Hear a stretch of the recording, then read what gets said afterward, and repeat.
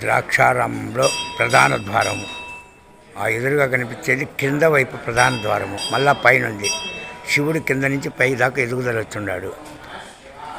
ఇది అమ్మవారి దేవాలయము.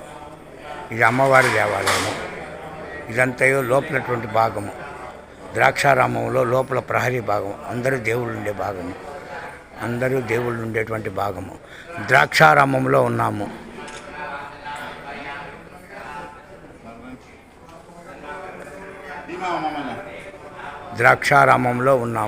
ద్రాక్షారామంలో స్వామివారి దర్శనమైంది. పురాతన దేవాలయాల్లో ఇదొకటి. చాలా బాగుంది దేవాలయం. ఇగో నన్ను కూడా ఇట్లా పట్టుకో, కంటిన్యూ. ద్రాక్షారామంలో ఉన్నాము. పురాతన దేవాలయంలో ఇది దేవాలయం. ఈరోజే దర్శనమైంది. కింద నుంచి పై దాకా అమరేశ్వరం దాకా